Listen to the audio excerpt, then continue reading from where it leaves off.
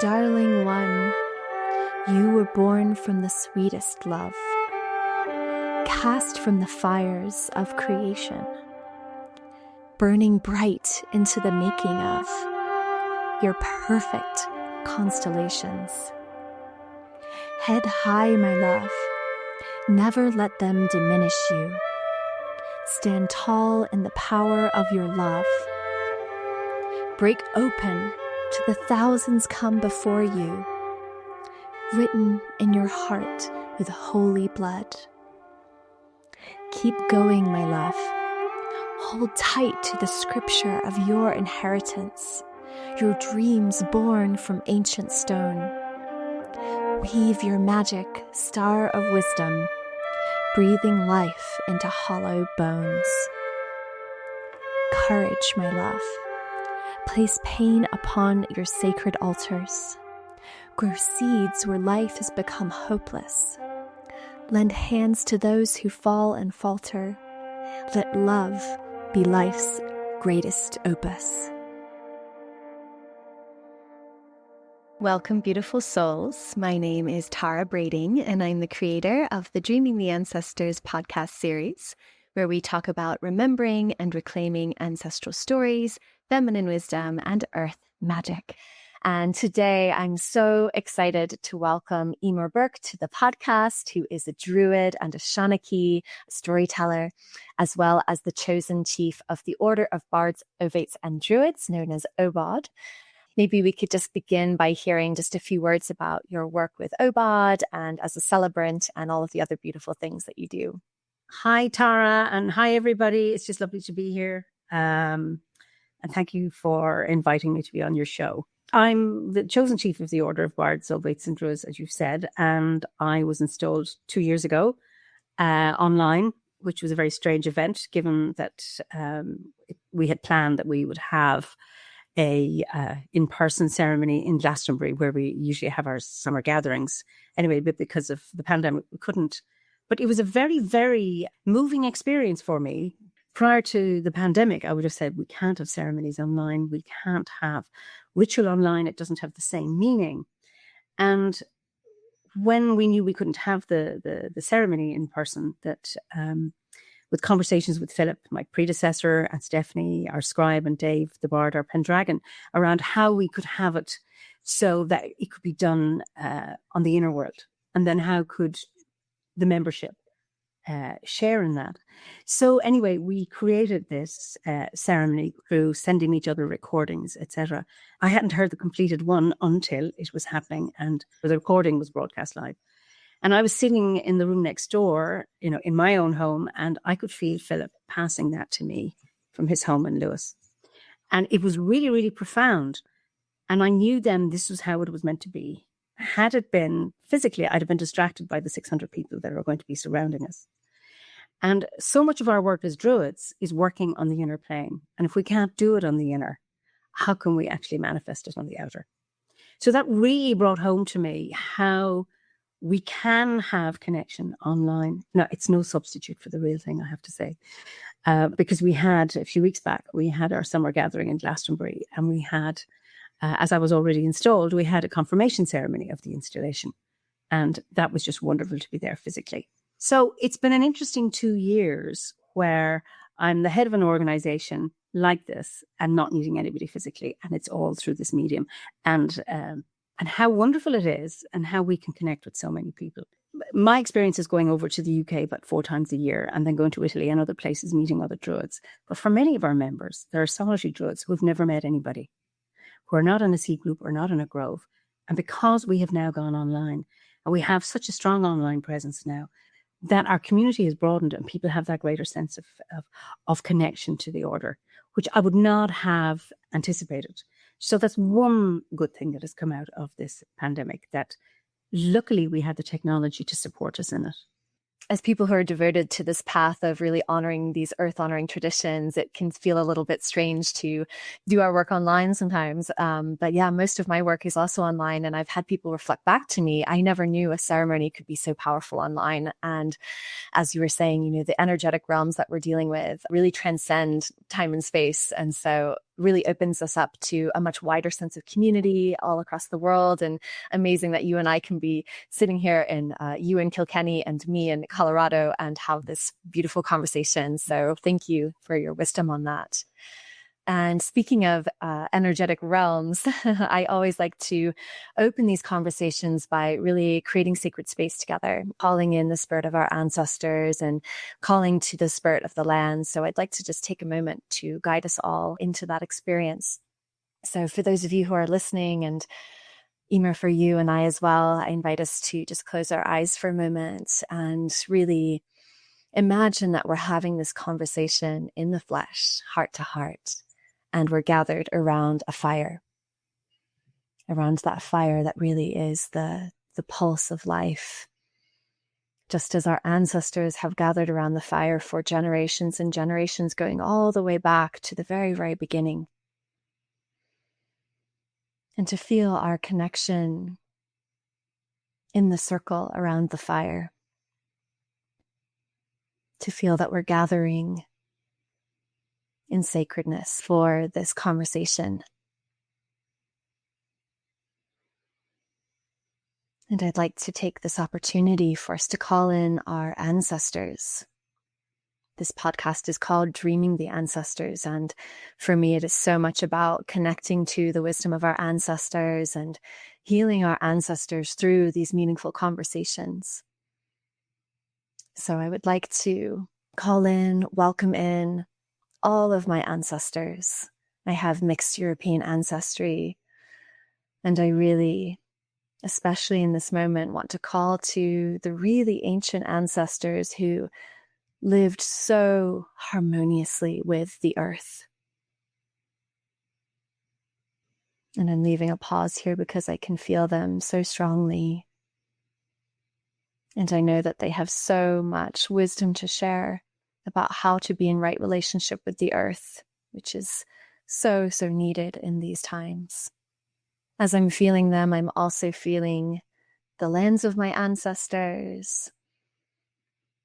And I'm calling to the spirit of those lands, Ireland, England, Scotland, Italy, amongst others. And I'm also really feeling the presence of the lands that I'm on as well. The mountains of Colorado, and where I am are the ancestral lands of the Ute and Arapaho people. And I honor the ancestors here, and I honor the spirit of the land here as well. Welcome, welcome, ancestors, earth honoring ancestors of my blood and bone, and ancestors of this land. And with that, I will pass over to you, Eimear. Gléimar or Shincher. Shincher or Lina Fulla. Shincher or Lina Hullish. Shincher or Lina Banya. Gabíling in you agus fáilte rih de inspiráid agus de bhanachtaí ar an chlár seo. Fáilte rih de chosant agus de inspiráid agus de léirgas agus an fasacht. Is sé mór bheaga go léir go raibh amhlaidh sinné. Blessed be. So gently opening our eyes, feeling ourselves connected in circle. I'd now like to say a few words to introduce this episode today. The title of this episode is Modern Day Druidry and Rites of Passage. And I'm so excited to dive into this discussion. And I'd actually like to begin with a quote by Elizabeth Gilbert, which I actually discovered on Eimear's website and found it to be incredibly poignant and true. So she says, "We do spiritual ceremonies as human beings in order to create a safe, resting place for our most complicated feelings of joy or trauma, so that we don't have to haul those feelings around with us forever, weighing us down. We all need such places of ritual, safekeeping. And I do believe that if your culture or tradition doesn't have the specific ritual you are craving, then you are absolutely permitted to make up a ceremony of your own devising." In the Western world, I find that we can often lose track of our most important moments, the most important moments in our lives, transitional, transformational moments such as giving birth, menopause, divorce or breakups, marriage or commitment, death of a loved one, an important achievement, getting sober, menses, and so many other moments. We often don't give these rites of passage the true presence and meaning that they deserve. And so today we're going to be discussing how the earth honoring pathway of Druidry can help us to uplift these moments, and especially how we can uplift them as modern women. We'll also be discussing some of the feminine aspects of Druidry and what it means to walk the Druidic path in the modern world, and how to create more meaning in our everyday lives through ritual and ceremony. So I'm going to pass over to Eimear to share some of her beautiful wisdom, and I would love to just begin by hearing a little bit about your personal journey, how you became interested in Druidry and storytelling and the sacred feminine. I come from a rural town in Ireland, and I was brought up as a Roman Catholic, and I came from a fairly conservative Roman Catholic background, and I was never religious. And I remember being in religion class at 9, and it just dawned on me that the God the nun was talking about didn't exist. And I panicked because I thought, I'm going to go straight to hell now for even thinking that. But I never had that sense of a deity in the way it was taught to me as a child. And so I spent many, many years as an agnostic. And I went to Africa as a nurse in the early 80s, and I was interested in Indigenous healing. And I came back, and then I did a degree in psychology, and then I went back out to Africa again with my first husband. So during my years of agnosticism, I was very skeptical of most New Age stuff. Nurses are particularly, well, Irish nurses in those days, particularly superstitious. They were always getting their fortune told or going to a tarot reader, and I had no time for any of that nonsense. And I suppose I was very much wedded maybe in a kind of a rational world in some way. But when I went back to Africa again, I met people who thought differently. I was in Zimbabwe. I was living in Lesotho, but I was teaching or running a course in Zimbabwe. And I went with a friend of mine to this village, and we went to this traditional healer who did a reading. Now, I went in and I thought, well, this is not my thing, but I'll go in. I was blown away by what he told me. And I began to meet other healers and people who were interested in meditation. I took up yoga and I joined a healing group. And that started me on a path of having another way of viewing the world. And that was where I discovered about Glastonbury. I had never heard of Glastonbury before that. That was, I was living in Lesotho. I heard about Findhorn. And so I was meeting all these different people from different nationalities and different backgrounds. And I was absolutely fascinated. And then I came back to Ireland and I did a master's in counselling psychology. Then I started working in a development studies centre because of my experience in Africa. And going back to Africa again, I was beginning to reconnect with those traditions. And I met my second husband, Howard, and he was coming with me. And he wanted to do something when I was teaching on this course. So one of my students said his brother was a healer. And Howard had said he was interested in Indigenous healing. They were introduced, and then Howard went off to him to spend some time with him for 3 days living in his mud house while I was teaching. We became close friends, Siobhan and I and Howard, and we worked with him. We would sit on his sessions and looking at meeting points. Where does modern psychology, where does modern psychiatry and the way he worked, where did they meet? And we showed some of his work at conferences. And then he came and he spent 3 summers with us. And I had initiations with him. It was absolutely wonderful. And I had met an American woman who worked the native tradition. And I'd done a series of sweat lodges with her. And it was fascinating. I loved the nature connect, but it wasn't mine. And neither of those traditions came from my landscape. And that was one of my frustrations, even though they were very generous in terms of their teachings and welcoming into that, it wasn't mine. And I remember being with Shaban, my Tanzanian healer friend. We were in a bookshop and this book popped out. And it was Cassandra Eason's The Modern Day Druidess. So I looked at it and I just skimmed it. And she says, you know, you don't have to be deep in the forest to be a druid. You can be a druid in an apartment. If you have 4 pot plants, that can be your grove. What I loved about that was this is all practical. This is achievable. So I bought the book and I was blown away by it. And she's a solitary druid. And she mentioned OBOD at the back of the book and said she had done her training with them and highly recommended them. So I thought, well, I don't want to be in a group. I prefer to be on my own. So I went online, went on the website. And I had a choice. I was should professionally have done a training course in psychotherapy supervision. And that's what I should have been doing. And yet this was calling me, and I knew I couldn't do both. So anyway, I decided to sign up for the introductory courses. And as soon as I did, this feeling just rushed up inside me, and I knew that was the right thing to do. And then I did the introductory course, and I thought, I have to join, or I have to do this. So I remember there are 3 grades. There's a Bardic, Ovate, and a Druid grade. And you start off at the Bardic grade. It's a by distance course, so it happens over the course of a year. And every month you get these courses, these lessons. 8 times a year you'll get a book, a ritual book for the corresponding festival in the Wheel of the Year. So I got mine in August, and that was just preparing me for the upcoming one, which would have been the autumn equinox. And Shaban was with us, and we were doing a workshop, and we thought, well, I have this ritual. Why don't we do an equinox ritual? And we did it. It was beautiful. And he said, you've been given a key.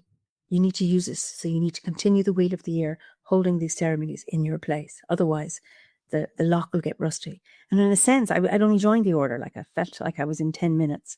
And here I was holding ceremonies for people. And that's 19 years ago. So this is our 19th cycle Wheel of the Year that we've done. And it blew me away, because then I actually began to connect with my own landscape. So the teachings provided a scaffolding. There's no dogma within the order. So there's teachings that you have that you are free to engage with or not, meditation, practicums, etc. And then lots and lots of references.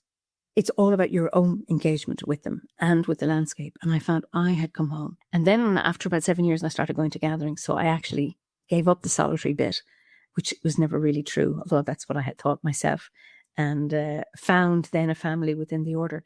So that's how I came to OBOD. I live in a beautiful place that when I first came, it was just a field.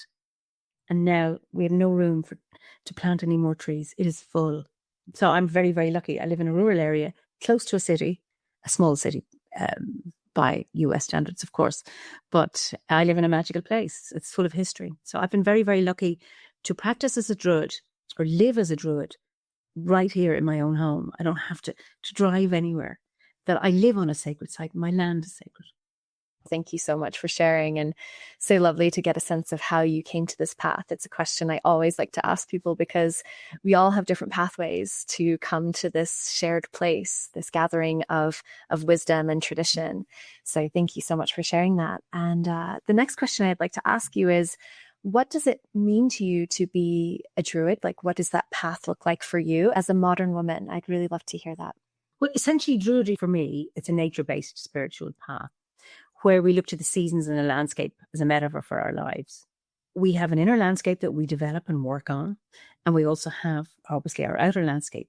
And when there is a connection between our own inner landscape and that of the outer landscape, then there's that sense of harmony and balance in our lives. And we do that by following the Wheel of the Year.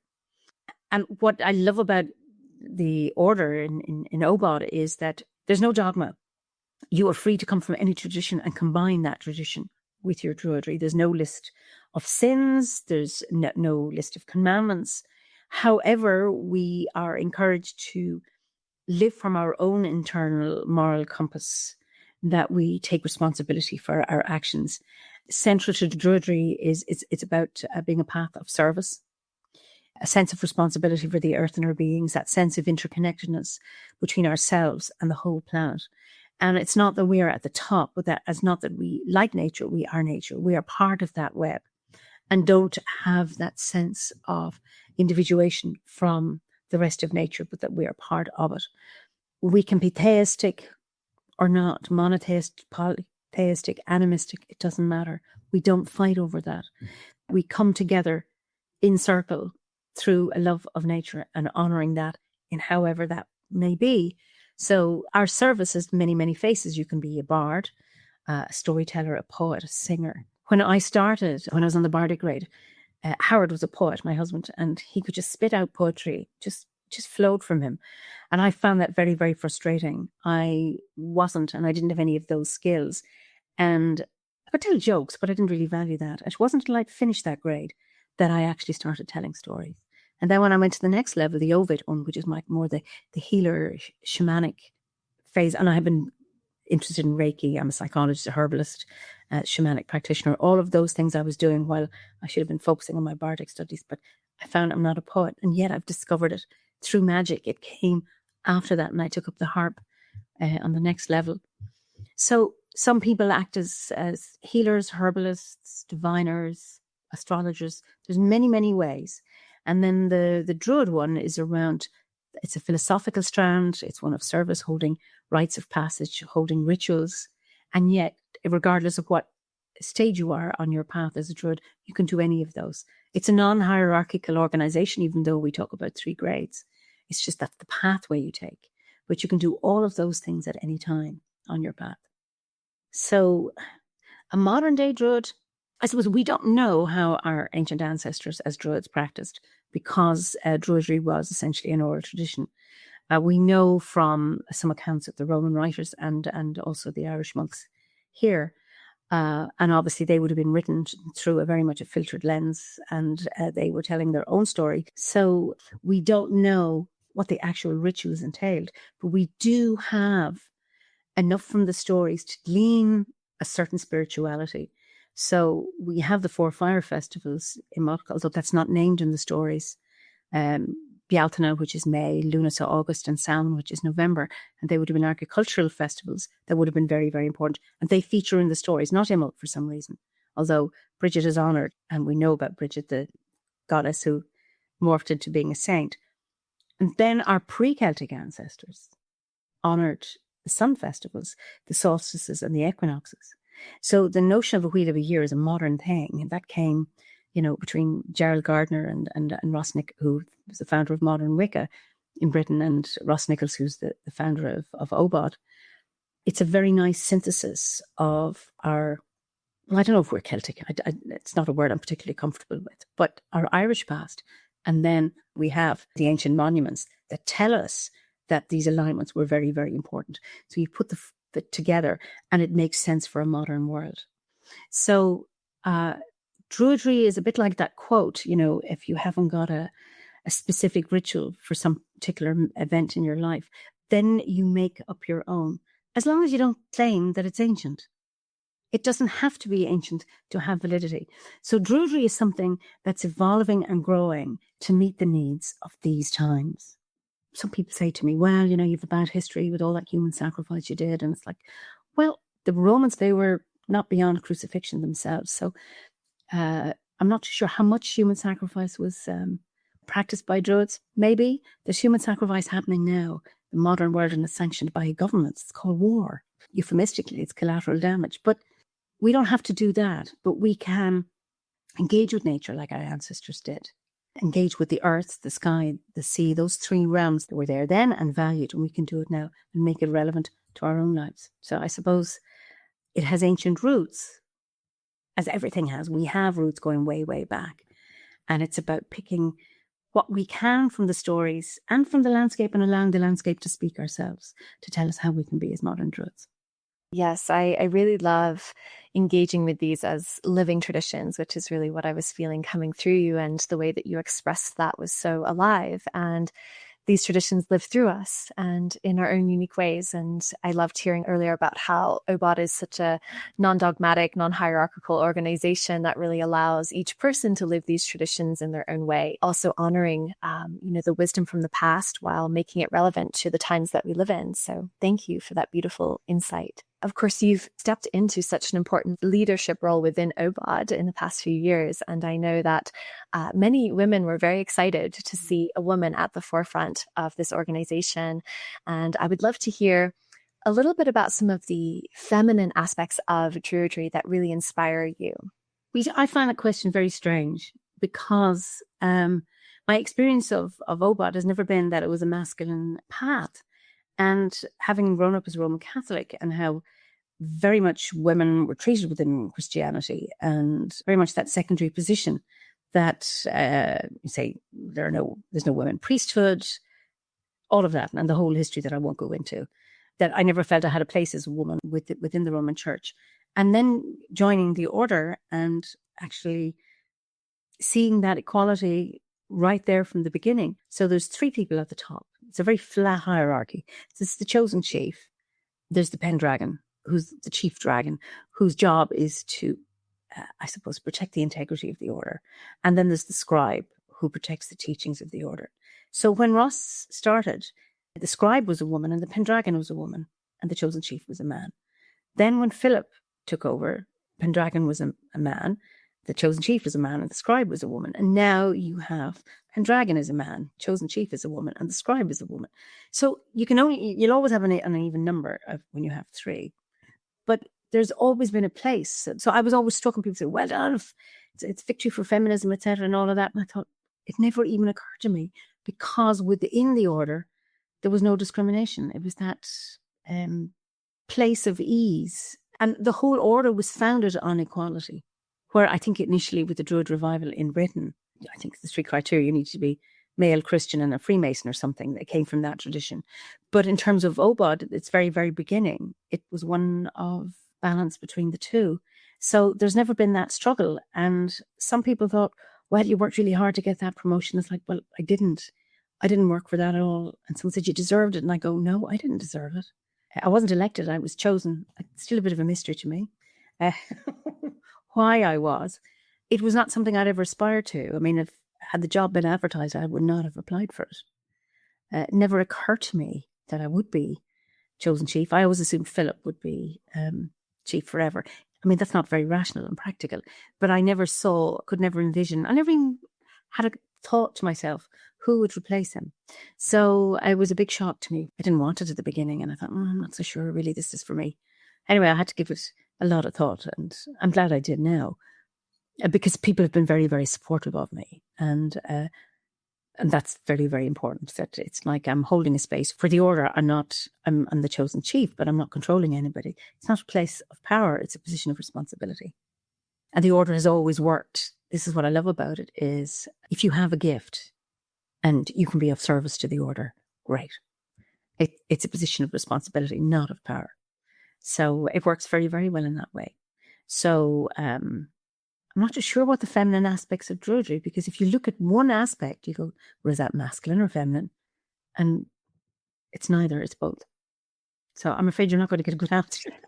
No, thank you so much for sharing. That's really beautiful. And yeah, so much on this podcast, we talk about feminine traditions and what have you. And I really love that your perspective is just, there isn't that differentiation necessarily. So yeah, thank you so much for bringing that forward. And there's a rite of passage, particularly for women. Mm-hmm. But in terms of any of our ceremonies, as an order, one isn't more masculine than feminine. You see, people can be theistic and they can be duotheistic. So they say, well, I work with the goddess, I work with the goddess and the god. And that's for some people, but it's not. Everybody is free to express that in their own way.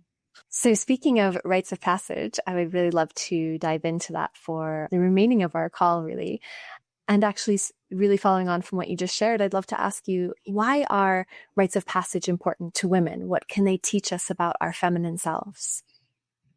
I think they're important for everybody, regardless of whether you're male or female. But as a woman, I suppose the purpose of any rite of passage is to mark a transition from one phase of your life into another.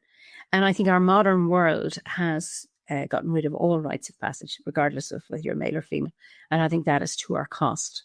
I think it's very, very important to bring these back. Okay, say as a Roman Catholic, okay, there was the baptism, there was communion, and I did get married in a Catholic church. And then if you die, there's a funeral. And then there's also, before you die, there's a extreme-unction that lasts. So there's 7 sacraments within Christianity, regardless of your gender. So I was aware of those, but a lot of them didn't have a particular meaning for me. I'm a legal celebrant of pagan weddings here in Ireland. So when I meet a couple, it's like, okay, here's a template that we can use to hit off. And okay, I'm a Druid, so this is how I work. But you can have whatever you want included in your ceremony, making it real for you. And people are very, very appreciative of that. And that gives a lot of agency to a couple for their wedding. Or if there's a baby naming, what do you want in this baby naming? The purpose of the baby naming is to give the child a name, but also to welcome that baby into the community, however it's defined. And you allow a ceremony to bring the community, rather than as observers of the rite, that they are actually part of it. So I invite people to give an elemental blessing. Or say if it's a hand fasting, if who's going to tie the cord? So to involve as many people as you can, so that they're not there as observers of ritual, but they are taking part in it. And that's why, say, as Druids, our ceremonies are held in circle. That we are all part of that. It creates a cauldron, it creates a container, that sacred space in which magic can occur. And magic does, and I mean, you can do the same rite of passage. It could be word for word, but it's different people, a different group of people. And it's a different experience. And again, it's a way to invoke spirit, however you define that. You can do that in a theistic way or an animistic way. We call in the four quarters. We can call in earth, sky, and sea. All of that creates that cauldron. Magic happens, transformation happens because we have a ritual. We don't necessarily have an investment in the outcomes because we don't know what that transformation is going to be. We don't know what the outcome of that ceremony will be. You and I can be in the same ritual, but my outcome is different to yours. And my experience of it is different. And that's what's so magical. And that we go in to the sacred space and there's a mystery. We have no idea what's going to unfold. You may call on the east, and we associate it here with the element of air. And so many times this has happened. And the birds just burst into song. Or there's a gust of wind. Or you're facing the south and you're talking about fire and a spark jumps out of the central fire up into the air. How does that happen? Magic. It's like this is how the earth speaks to us. And when we're together in sacred space and ceremony, those things happen. So those markers are really, really important for our lives because transition can be difficult. And we need to be able to mark transition from one period of our life into another. And I suppose we experience many deaths. And it's lovely to be able to say, okay, this is the death of this part of my life. This is over. And now I'm about to transition into a next phase. And if you can mark either the end of one with a ritual or the beginning of a new one with a ritual, how wonderful that is. And there's a sense of not so much closing chapters, but completing chapters or having a sense of, I have fulfilled that piece and now I'm on to the next phase. I think one of the biggest regrets I don't have, but I would hate to have, is that I have an unlived life and that so many things I have not fulfilled in my life. There will always be things I won't have completed, but to know that, yes, I've passed through that phase, moving from one into the other. And I think rite of passage and rituals can do that for us. To get back to the feminine pieces, there are ones around puberty. What does it mean to become a woman? And I remember when I first had my Muna, I was in boarding school and my reaction was, oh, great, I'm a woman now. But I don't know who I picked that up from. But I also had a lot of pain. So it was conflictual. And then there was all that shame stuff around bleeding and all of that. It was there in the ether. Nobody said it to me. But I remember there was an ad for pads years ago, the ones with wings and outdo Mother Nature. And I remember being so angry. This isn't about outdoing Mother Nature. But then I read at 19, I read The Female Eunuch. And that book by Germaine Greer just opened up a different world and a different celebration of what it meant to be a woman. And to have a moon and to honor the sacredness of all of that. And I don't know if at 12 I would have been open to having a rite of passage. My daughter didn't want one when her time came. And I would have loved to have done that, but she did not want that. So I had to respect it. One rite of passage that I think gets taken from women that really, really saddens me, and this is because of modern obstetrics, is childbirth. The profoundest one for me was giving birth in this room, just in a birthing pool, to my second child. My son was born and I'd hoped to have a home birth, but I ran out of steam and I ended up having to go to hospital and having a cesarean section. But at 42, I had my daughter in here. And that was so profound because that tested me. It tested my endurance, my courage, my stamina, both physically, psychologically, spiritually. And I pushed her out, having not succeeded the first time.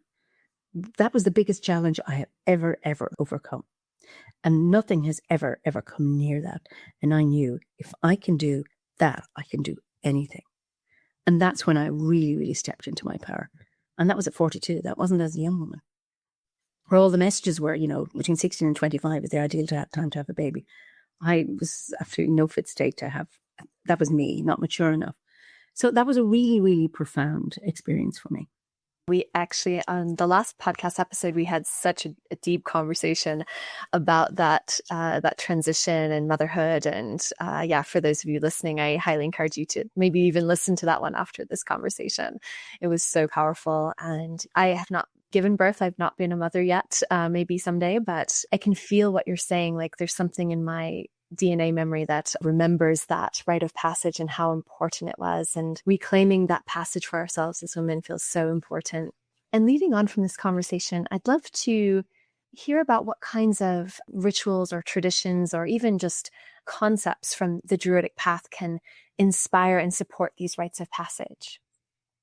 Well, we have a framework for ritual, which is there. So then you can apply that to anything. You create your own rite. Individual druids do their own rites for rites of passage. We did one for my daughter was when she was 8.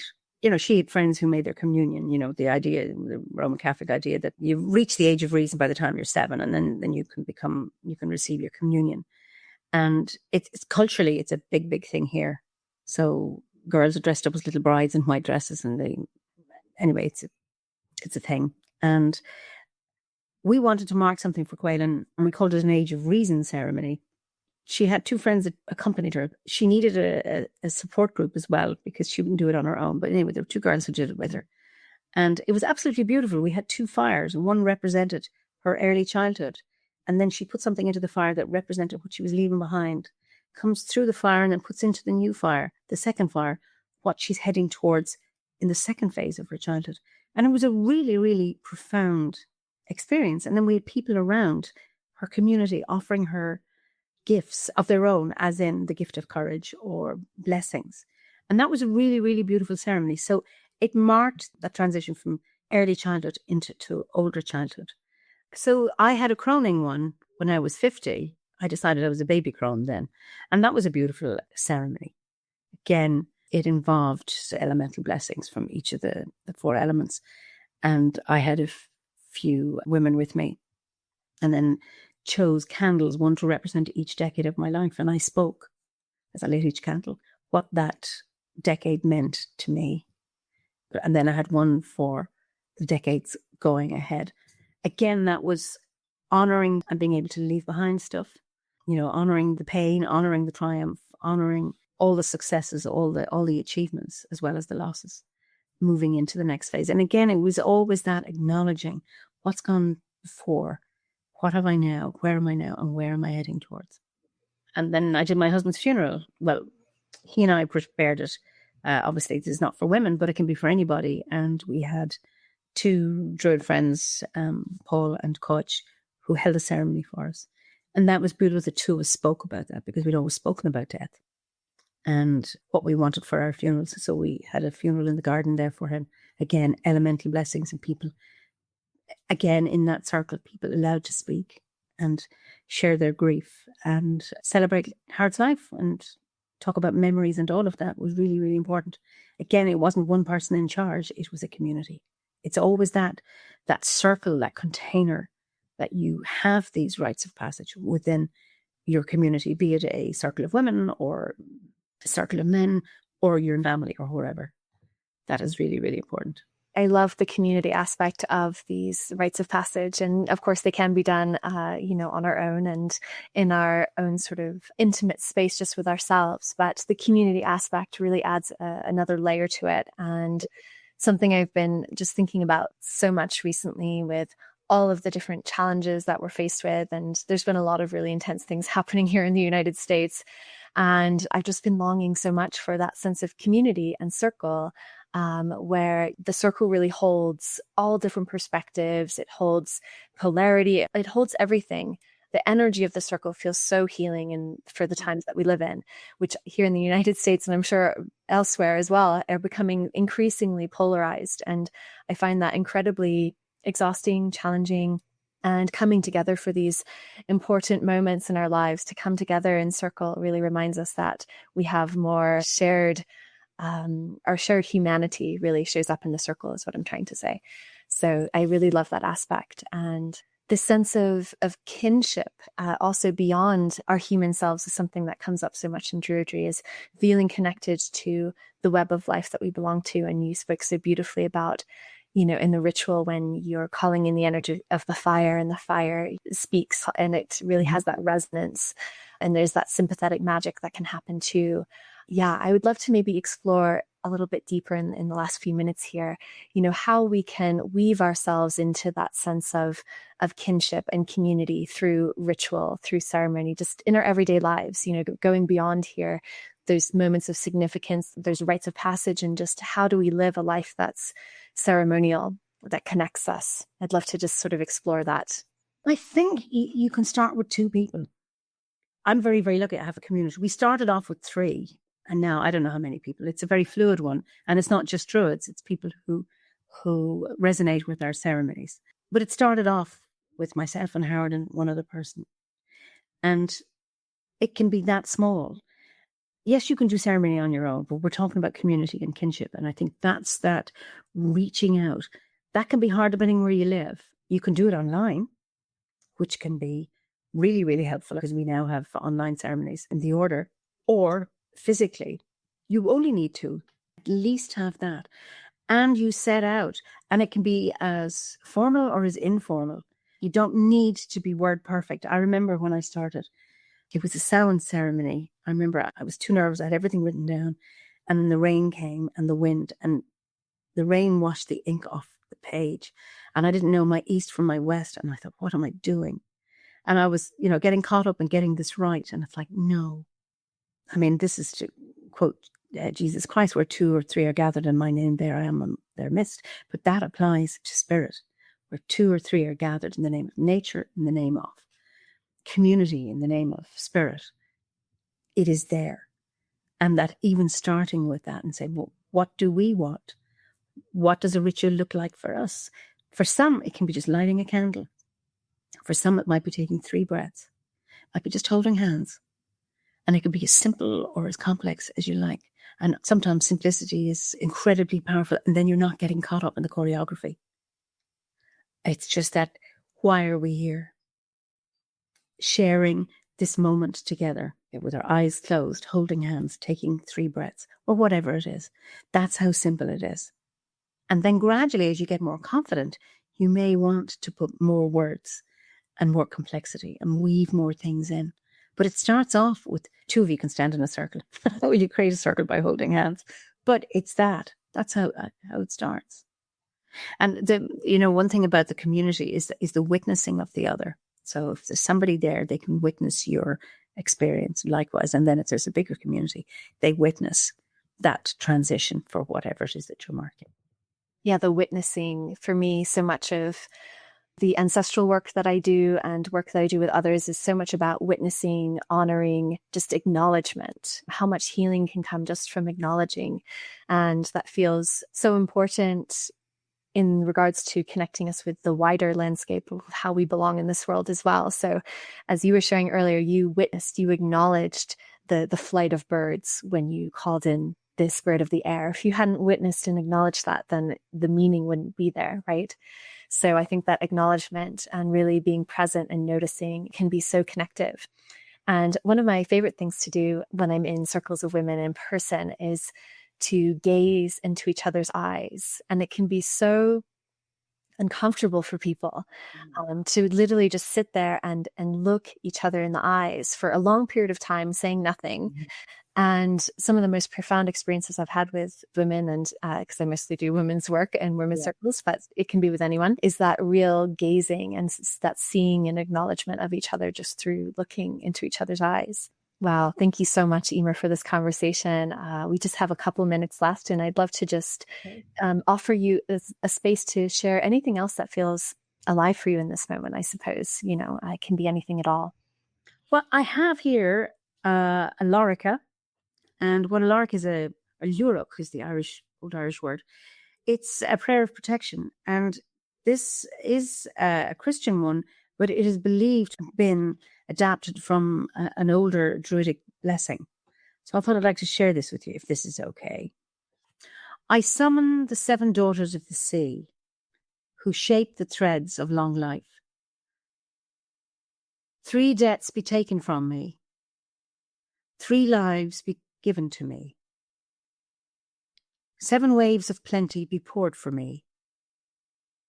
May ghosts not injure me on my journey, in my radiant breastplate without stain.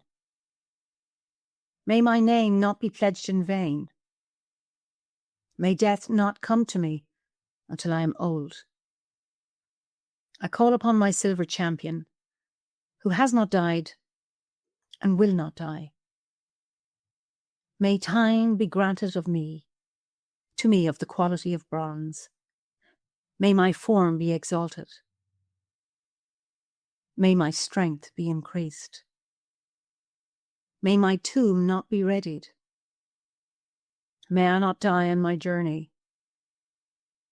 May my return be ensured to me.